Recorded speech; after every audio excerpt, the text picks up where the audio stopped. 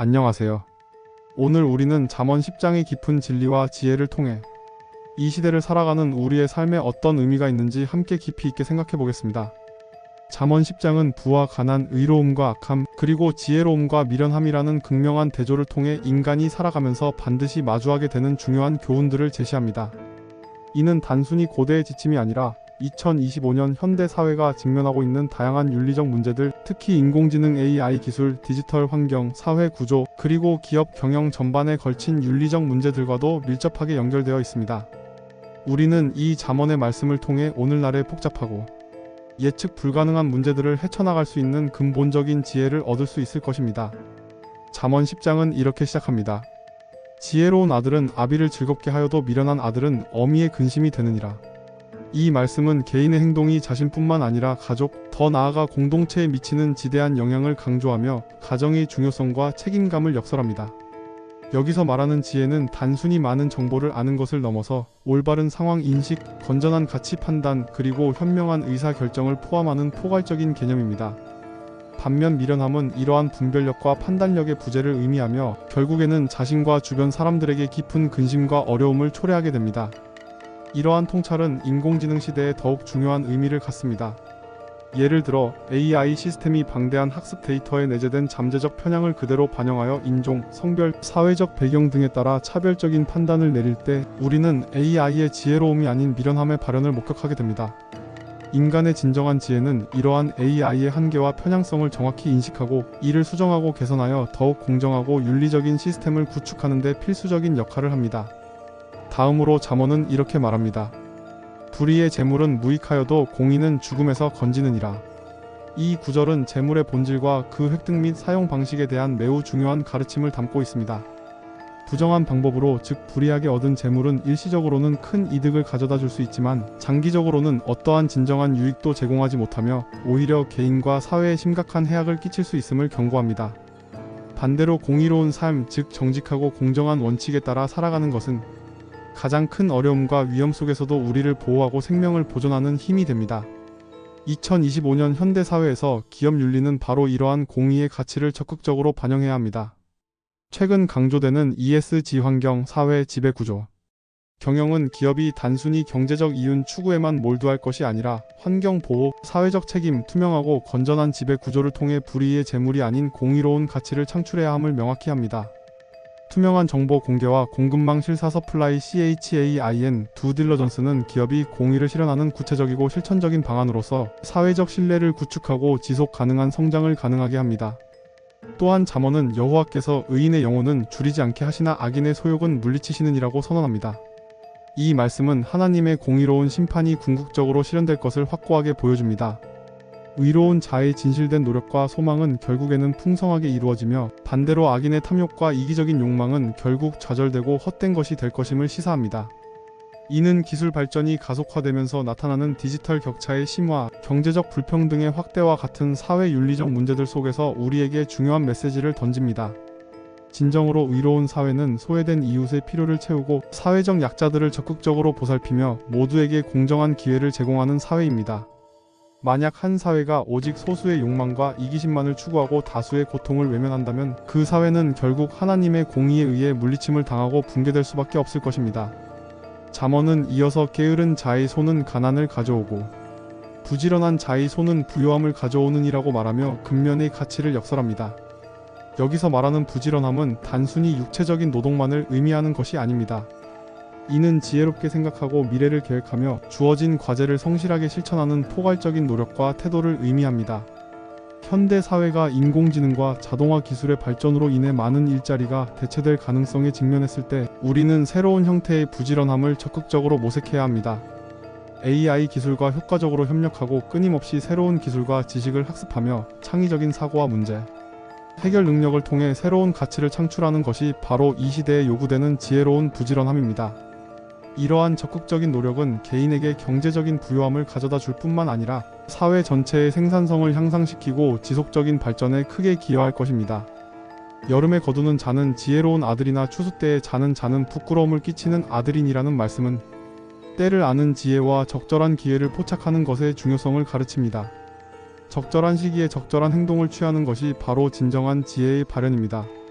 현재 전 세계적으로 AI 윤리 가이드라인을 마련하고 관련 법제도를 제정하려는 노력은 바로 이러한 때를 아는 지혜로운 행동의 대표적인 예시입니다. 기술 발전의 속도가 상상을 초월할 정도로 빠르기 때문에 이에 대한 윤리적, 법적, 사회적 준비를 미리 철저히 하지 않는다면 우리 사회는 예상치 못한 큰 혼란과 예측 불가능한 부끄러움에 직면할 수 있습니다. 지혜로운 사람은 항상 미래를 내다보고 대비합니다. 또한 잠언은 지혜로운 자는 말을 아껴도 미련한 자는 말을 많이 하여 자신을 망치느니라고 경고합니다. 의인의 입은 생명샘 같아도 악인의 입은 독을 머금느니라는 구절과 함께 말의 중요성과 그 엄청난 파급력을 강조합니다. 현대 소셜미디어 시대에 우리가 직면하고 있는 가짜 정보의 확산, 혐오 표현의 만연, 사이버 불링과 같은 문제들은 이 잠언 말씀의 경고가 얼마나 현실적인지를 분명하게 보여줍니다. 우리는 우리의 말이 가진 힘을 깊이 인식하고 그 말을 책임감 있게 사용해야 합니다. 다른 사람에게 유익을 주고 생명을 살리며 공동체의 덕을 세우는 말을 하는 것이 바로 지혜로운 자의 마땅한 도리이자 책임입니다. 미움은 다툼을 일으켜도 사랑은 모든 허물을 덮느니라는 말씀은 인간 관계의 근본적인 본질을 드러냅니다. 미움과 증오는 개인 간의 갈등을 증폭시키고 나아가 공동체 전체를 파괴하는 원인이 됩니다. 반면에 사랑은 용서와 포용의 정신을 바탕으로 관계를 회복시키고 깨어진 공동체의 평화와 화합을 가져다 줍니다. 2025년 현대 사회는 세대 간의 갈등, 이념 간의 대립, 사회 계층 간의 양극화 등 다양한 갈등 문제로 몸살을 앓고 있습니다. 이러한 상황 속에서 사랑의 가치는 그 어느 때보다 절실히 요구됩니다. 서로의 다름을 인정하고 존중하며 상대방의 허물과 부족함을 너그러이 덮어주는 사랑이 있어야만 비로소 건강하고 지속 가능한 사회를 이룰 수 있습니다. 잠언은 또한 지혜는 마음속에 감추어져 있어도 미련한 자는 그것을 드러내느니라고 말합니다. 진정으로 지혜로운 자는 신중하게 생각하고 행동합니다. 그의 지혜는 깊이 있는 통찰에서 비롯되므로 겉으로 쉽게 드러나지 않으며 함부로 과시하지 않습니다.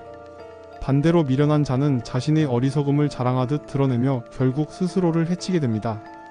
인공지능의 책임 문제, 즉 AI가 자율적으로 내린 결정에 대한 책임, 소재가 불분명해지는 문제도 이러한 맥락에서 심각하게 고려되어야 합니다. 인간의 지혜는 AI의 역할과 한계를 명확하게 규정하고 책임의 범위를 설정하며 AI 기술이 인간의 통제하에 윤리적으로 사용되도록 하는 데 결정적인 역할을 해야 합니다. 지혜로운 자는 마치 보물을 쌓듯이 지식과 경험을 꾸준히 쌓고 보존합니다. 이는 지속적인 학습과 개인의 성장이 얼마나 중요한지를 보여주는 구절입니다. 반면에 미련한 자는 지식을 소홀히 여기고 쉽게 잊어버리며 새로운 배움에 대한 의지가 부족합니다. 급변하는 현대 사회에서 우리는 끊임없이 배우고 새로운 지식을 습득해야 합니다. 특히 인공지능, 기술 윤리, 그리고 사이버 보안과 같은 복잡한 문제들을 해결하기 위해서는 깊이 있는 이해와 지속적인 학습 노력이 필수적입니다. 더 나아가 잠언은 의인의 입은 많은 사람을 기르지만 미련한 자는 지식이 없으므로 죽느니라고 말합니다. 의인의 말은 다른 사람에게 유익을 주고 영적으로나 지적으로 생명을 살리는 힘을 가집니다. 지혜로운 자의 말은 통찰력을 제공하고 격려를 주며 공동체를 번성하게 만드는 원동력이 됩니다. 이는 오늘날 윤리적 리더십의 중요성을 강조하는 것과 맥락을 같이 합니다. 기업의 리더, 정부의 리더, 그리고 사회 지도자들은 의인의 입처럼 사람들을 올바른 길로 이끌고 교육하며 지혜로운 방향으로 나아가야 합니다. 지식이 없고 지혜롭지 못한 미련한 지도자는 결국 자신뿐만 아니라 그가 이끄는 공동체 전체를 파멸로 이끌 수 있음을 경고합니다. 여호와를 경외하는 것이 장수하는 비결이라고 말합니다. 이는 단순히 육체적인 생명의 연장을 넘어 올바른 윤리적 기준과 도덕적인 삶이 가져다주는 평안과 의미 있는 삶의 축복을 의미합니다. 기술 발전이 가속화되는 현대 사회에서 우리가 결코 잊어서는 안 될 것은 바로 이러한 근본적인 가치들입니다. 인간의 존엄성, 공동체의 안녕, 그리고 지속 가능한 발전은 모두 여호와를 경외하는 마음, 즉 근본적인 윤리의식과 책임감에서 비롯됩니다. 우리는 단순히 기술적 진보만을 추구할 것이 아니라 그 안에 인간적인 가치와 윤리를 담아내야 합니다. 또한 잠언은 악인의 소망은 끊어지지만 의인의 소망은 이루어지느니라고 확신의 참 목소리로 말합니다. 이는 결국 선은 궁극적으로 승리하고 악은 반드시 패배한다는 변치 않는 진리를 우리에게 보여줍니다. 현대 사회의 복잡하고 때로는 좌절스러운 윤리적 문제들 앞에서 우리는 때때로 희망을 잃을 수도 있습니다. 그러나 의로운 길을 꾸준히 선택하고 끊임없이 노력하며 공의를 추구한다면 그 소망은 반드시 이루어질 것이라는 강력한 메시지를 줍니다. 악인의 길은 재앙을 가져오고 의인의 길은 생명을 가져오느니라. 잠언 10장은 이처럼 명확한 대조와 단호한 어조를 통해 우리가 어떤 삶의 길을 선택해야 할지를 분명하게 가르칩니다. 의로운 자의 길은 결국 평안과 안정 그리고 지속적인 발전과 번영을 가져다 줍니다.